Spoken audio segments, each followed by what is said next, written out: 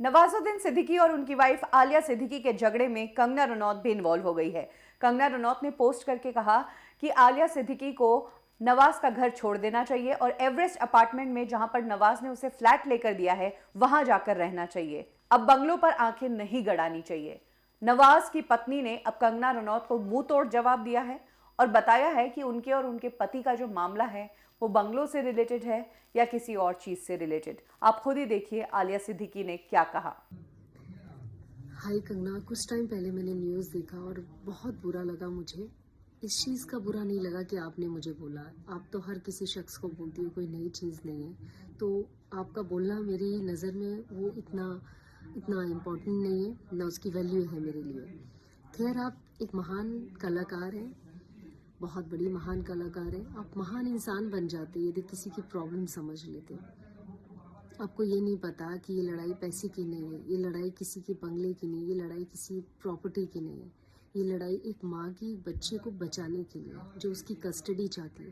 क्योंकि मेरी बच्ची के साथ जो जो चीज़ें गुजर रही है वो आप लोग को नहीं पता, और ईश्वर ना करे किसी को पता चले, क्योंकि ये तकलीफ कोई झेलना भी नहीं चाहिए किसी को। मैं नहीं चाहती कि ईश्वर किसी भी बच्चे को ये तकलीफ हो।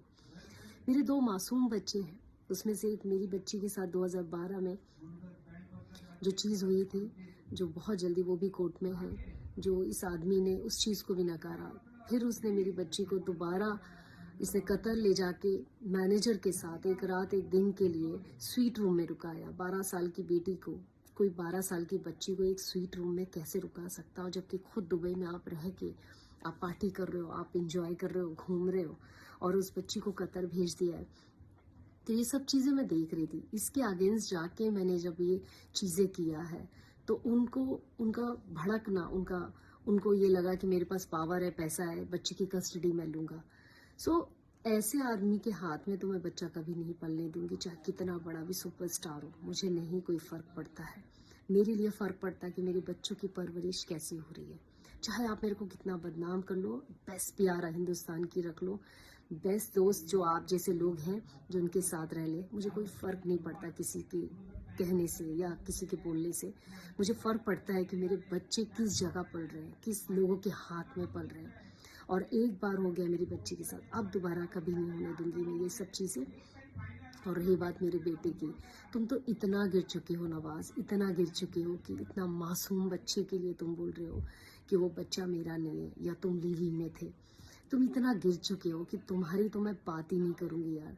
क्योंकि जिस आदमी की सोल, उसकी अंदर का जो सोल, उसकी जो रोशनी होती है, वो सब जल चुकी है, खाक हो गई तुम्हारे अंदर। वो बहुत जल्दी लोगों के सामने आएगा।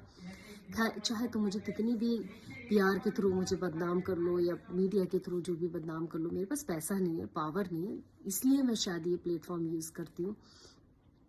और बहुत जल्दी सच्चाई पता चलेगी आप सबको, क्योंकि जिस तकलीफ से मैं गुजर रही हूँ, ईश्वर किसी को ना गुजरे, मतलब किसी शख्स पे ये तकलीफ आए। एज